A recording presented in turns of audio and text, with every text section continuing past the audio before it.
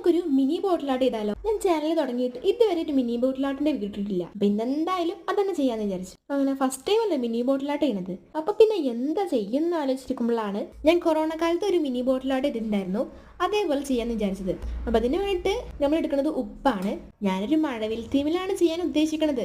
അതുകൊണ്ട് തന്നെ 7 പേപ്പർ പീസിൽ ഞാൻ കുറച്ച് സാൾട്ട് ഇട്ടെടുത്തു. എന്നിട്ട് പിന്നെ ഞാൻ കളർ ഇട്ടണം. അയ്യവ പെയിന്റ് ആക്കാനുള്ള മടി കൊണ്ട് തന്നെ ഞാൻ കുറച്ച് പഴയ ക്രയോൺസ് ആണ് ഷാർപ്പ് ഇട്ട് കൊടുക്കുകയാണ് ചെയ്തത്.